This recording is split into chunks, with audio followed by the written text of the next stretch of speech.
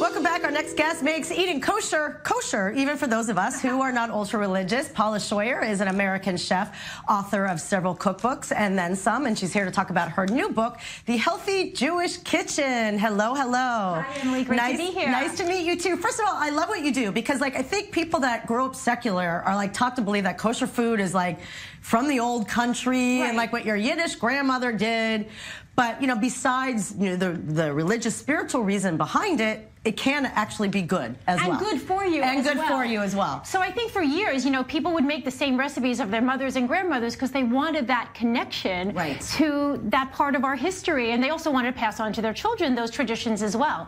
But some of those food traditions, they're just not good for us. We know so much now about nutrition that it's hard to say, well, I'm going to eat healthy, but then when we make Rosh Hashanah food, it's going to be the heaviest, too much salt, too much sugar in our meat dishes. So what I've tried to do is take these traditional recipes and in a way save them, make them healthier, make them lighter without losing the taste. And modern. It's nice to kind of diversify the standard, borscht and gefilte fish and all of this stuff. You can't give your kids avocado toast and cauliflower rice for dinner all the time. Sometimes you have to give them rugelach and you have to give them splinces and save these traditions so that they know what they are, otherwise that they're lost. Right. So how do you come about, I know your background is, you said you were a lawyer, but then you went to pastry chef school in Paris. So how did this happen? Were you always just liking to bake? I love to bake since my Easy Bake Oven when I was 5. Since I used to sit I could make Toll House chocolate chip cookies. That is extremely important life skill. And I would sit at my grandmother's house and watch her measure with her hands. And then I started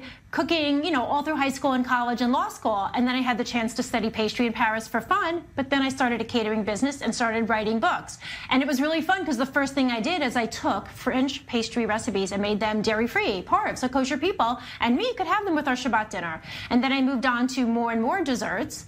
But the reality is, making all these wonderful desserts, I really had to start eating lighter. Can you imagine having 80 desserts in your kitchen, photographing a cookbook? And I have 4 kids, and even they couldn't finish all of those desserts. So what did you bring us today? Two fantastic, completely unrelated. Right. All right. But I'm happy about the which is why we're the brown one. We're going to start with dessert first. So this is let's do it. Okay, so this cake has a secret ingredient, and I think I'm going to ask you to taste it, and then I'm going to tell you what's in it. But I promise you... Secret ingredient. You're asking someone who is not good in the kitchen, so let's see. That's okay, but good is good. Coconut. Okay, good. It's gluten-free. You can't tell. It has cooked quinoa in the batter. Quinoa? Quinoa. You can eat this on Pesach. It's Passover gluten-free. It has cooked quinoa that's pureed with a bunch of cake ingredients, eggs, and sugar. How do you cook the quinoa without it and have it still be moist? So you puree it in a food processor. So this recipe was featured by the Food 52 blog in the U.S. and 50,000 people watched this video.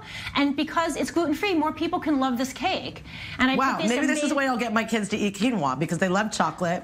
Nobody can guess. And Safta makes quinoa. She's a Moroccan, so we have Shabbat dinner every Friday. Right, so this is just great. And so the other thing that I brought here was my mango coleslaw. Oh! Growing up in New York, coleslaw was everywhere, every bris, every And I never ate it. It was the one thing you go to a deli with the pickles, and I was afraid to touch it. And you sit down, they give it to you drowning in mayonnaise. So I thought, how could I reimagine that? Because what I did in this book was take recipes from my childhood, like classic chocolate cake and coleslaw, and reimagine them with natural ingredients, no margarine. All right, so give me a taste. We have a minute. So tell me what's in it. It's got pureed mango and jalapeno and lemon or lime juice and cilantro, and it's a so it's a creamy recipe. Yeah, and it's like a healthy. It looks like a cabbage, cabbage salad. So I have this book. I have 3 other cookbooks which people can find on Amazon. People can find me, and I have lots of recipes on thekosherbaker.com where since I'm not writing another book yet, I'm putting all the recipes on. So where can people get your book? So people can find my books on Amazon.com and Book Depository, and working with Steinmatsky to get the newest book in them. So in there, you'll be here in Israel. I'm working on that right now. They have my last 2 books. Is it in Hebrew yet, or you're working on that? It's not in Hebrew, but the recipes are in metric because I made sure that everybody in the world could enjoy this. Yeah, it's not exactly. We got to think about liters and gallons and all this stuff. I have no problem with metric. It's so much easier.